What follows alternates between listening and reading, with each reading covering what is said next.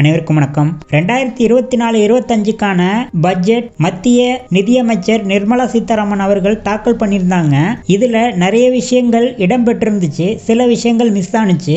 முக்கியமா automobile செக்டருக்கான budget இதுல அடங்கும் அப்படின்னு பெரிய அளவுல எதிர்பார்த்தாங்க. அதுக்கான காரணம், இந்தியாங்கிறது அதிக அளவுல ஆட்டோமொபைல் செக்டர்ல டெவலப் ஆயிட்டு இருக்கக்கூடிய ஒரு கண்ட்ரி. நிறைய மக்கள் கார்ஸை விரும்பி வாங்குறாங்க.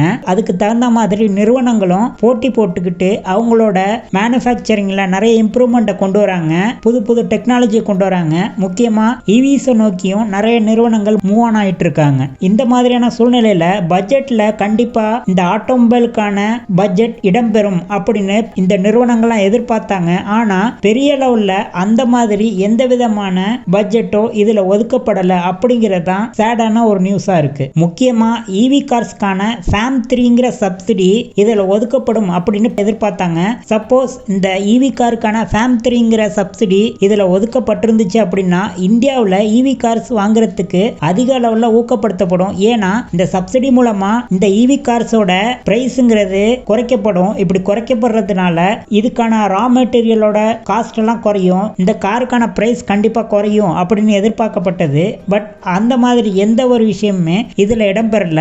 முக்கியமா ஹைபிரிட் கார்ஸ்க்கான விலையும் இதுல குறைக்கப்படும், அதாவது ஹைபிரிட் கார்ஸ்க்கான வரி இதுல குறைக்கப்படும் அப்படின்னு எதிர்பார்த்தாங்க. பட் அதுவுமே இந்த பட்ஜெட்ல இடம்பெறல.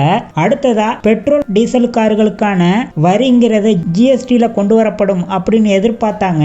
இது ஜிஎஸ்டி கவுன்சில் தான் முடிவெடுக்க வேண்டிய ஒரு விஷயம் அப்படிங்கிறதுனால இந்த மாதிரியான விஷயங்களும் இந்த பட்ஜெட்ல இடம்பெறல. இந்த பட்ஜெட்ல ஆட்டோமொபைல் சம்பந்தமா எந்த விதமான அறிவிப்பு இல்லாவிட்டாலும் கூட கண்டிப்பா அடுத்தடுத்த கூட்டத்தொடர்ல ஆட்டோமொபைலுக்கான அறிவிப்புகள் வரும் அப்படின்னு எதிர்பார்க்கலாம். ஏற்கனவே ஈவி கார்ஸ் மோட்டார் சட்டத்துல சில சேஞ்சஸ் பண்ணி அதுக்கான வரியெல்லாம் குறைச்சிருந்தாங்க.